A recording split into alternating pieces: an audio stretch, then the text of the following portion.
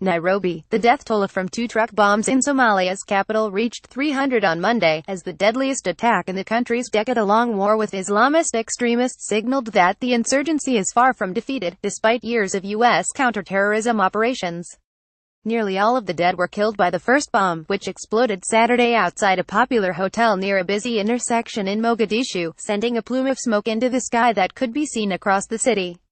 The second truck bomb killed several more people nearby. The Somali capital is a frequent target of attacks by al-shabab, an extremist group linked to al-Qaeda, but residents said they quickly discerned that the twin blasts were of a different order of magnitude. The death toll continued to climb Sunday and Monday. On Monday morning, officials said they were still trying to calculate the number of victims. Abdikadir Abdurrahman, director of Ayman Ambulance Services in Mogadishu, told Reuters on Monday, "We have confirmed 300 people died in the blast. A large swath of a city block appeared wiped out, and a tower of charred automobiles could be seen at the bombing site."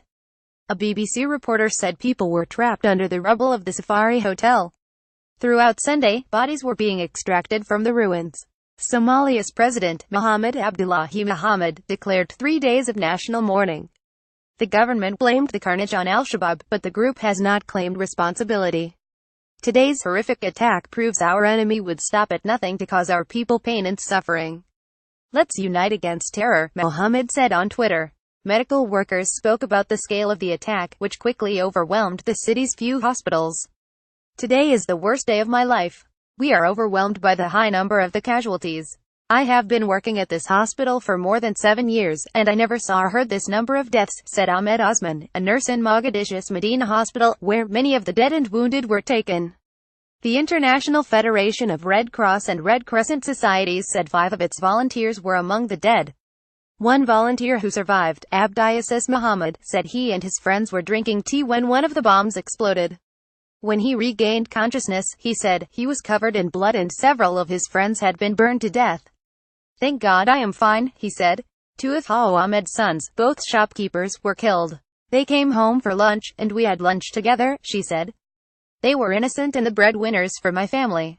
Last year, she said, her husband was killed in an attack. Somalia has been battling al-Shabab insurgents since 2007, with the help of 22,000 troops from the African Union and a U.S. counterterrorism campaign that has expanded under President Trump. For years, drone strikes were the centerpiece of the U.S. military strategy, carried out with the expectation that the militant group would dissolve if its leadership was vanquished.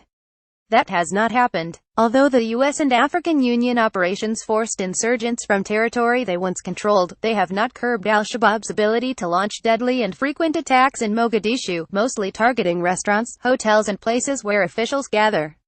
Earlier this year, the White House loosened the rules governing U.S. operations in the country, declaring parts of Somalia to be an area of active hostilities. A one-star general was assigned to coordinate operations from a compound within Mogadishu's airport. The small, elite teams of U.S. Special Operations Forces in Somalia were augmented with conventional army troops who provide a variety of training for the Somali forces. The Pentagon refuses to say precisely how many Americans are deployed to Somalia, believed to be a few hundred at most, but Defense Secretary Jim Mattis indicated earlier this year that the Trump administration would consider sending more personnel if asked by the Somali president. It's unlikely, though, that the weekend's attack will result in any substantial American military buildup. As in other unstable parts of Africa, the U.S. strategy in Somalia has been to support allied forces by sharing intelligence, providing training and equipment, and conducting precision airstrikes, but not doing the fighting for them. Mattis has characterized the objective in Somalia as buying time for the Somali government to assemble its own security forces. Still, the mission there remains dangerous. In May, a Navy SEAL was killed and 2 other U.S. commandos were wounded during a battle with militants west of Mogadishu. It marked the first U.S. combat death in Somalia since the early 1990s. A number of officials were killed in Saturday's attack, including Mohammed Elmi, the Director General at the Ministry of Humanitarian Affairs.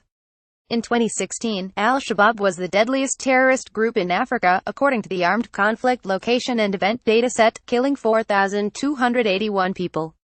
Somalia has struggled to maintain a stable government or defense force capable of challenging the Islamist militants.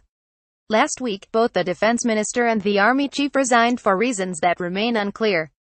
Many analysts argue that Somalia's undeveloped security sector has made it easy for al-shabab to penetrate the country's largest city with thousands of pounds of explosives. Earlier this year, the country teetered on the brink of famine, in large part because of the fighting's effect on agriculture and the distribution of humanitarian aid. In the wake of Saturday's attacks, one Mogadishu ambulance service underscored the scale of the bloodshed. In our 10-year experience as the first responder in Mogadishu, we haven't seen anything like this, Amin Ambulance Services said on Twitter. In a statement, the U.S. mission to Somalia called the bombings cowardly attacks that reinvigorate the commitment of the United States to assist our Somali and African Union partners to combat the scourge of terrorism. As rescue teams continued their work at the site of the bombing, residents of Mogadishu took to the streets to protest al-Shabab, shouting, "We don't want bloodthirsty elements." Maya reported from Mogadishu.